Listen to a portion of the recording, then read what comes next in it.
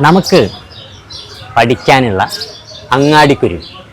അപ്പോൾ അങ്ങാടിക്കുരുവികളെ തേടി ഇറങ്ങിയതാണ്. കുട്ടികളെ, അങ്ങാടിക്കുരുവികളുടെ എണ്ണം കൂടുകയാണോ കുറയുകയാണോ? നമ്മുടെ പാഠഭാഗത്ത് എണ്ണം കുറഞ്ഞുകൊണ്ടിരിക്കുന്ന, വംശനാശം സംഭവിച്ചു കൊണ്ടിരിക്കുന്ന കുറച്ചധികം പക്ഷികളെ പറ്റി പറയുന്നുണ്ട്. അങ്ങനെയുള്ള ഒരു പക്ഷിയാണ് അങ്ങാടികളെ കേന്ദ്രീകരിച്ച് കഴിയുന്ന അങ്ങാടിക്കുരുവികൾ, ഹൗസ് സ്പാരോ. കെട്ടിടങ്ങളെല്ലാം നവീകരിച്ചതും അവരുടെ കൂടുകളുടെ ഇടം ഇല്ലായ്മയും അവരുടെ എണ്ണം കുറയാൻ കാരണമാണ്.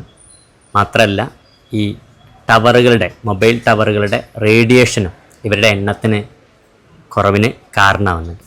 അപ്പോൾ അത്തരത്തിലുള്ള അതിനെ സംരക്ഷിക്കാൻ വേണ്ടിയിട്ട് ഈ ഭാഗത്ത് ഒരുക്കിയിട്ടുള്ള കൂടുകളാണ് ഈ കാണുന്നത്. അരിക്കിളി, അന്നക്കിളി, വീട്ടുകുരുവി, നാരായണക്കിളി എന്നൊക്കെ പ്രാദേശികമായിട്ട് വിളിപ്പേരുള്ള അങ്ങാടിക്കുരുവി പലചരക്ക് കടകളിൽ നിന്നൊക്കെ ചാടിക്കിട്ടുന്ന ധാന്യങ്ങളും പച്ചക്കറി കടകളിൽ നിന്ന് കിട്ടുന്ന ചെറിയ വിത്തുകളൊക്കെയാണ് ഇവർ കഴിക്കുന്നത്. അപ്പോൾ പട്ടണങ്ങളെ കേന്ദ്രീകരിച്ചിട്ടാണ് അങ്ങാടിക്കുരുവികൾ ധാരാളമായിട്ട് കാണുന്നത്. നമ്മുടെ രാജ്യ തലസ്ഥാനമായിട്ടുള്ള ഡൽഹിയിലെ, ആ ഡൽഹിയുടെ ഔദ്യോഗിക പക്ഷിയാണ് അങ്ങാടിക്കുരുവി.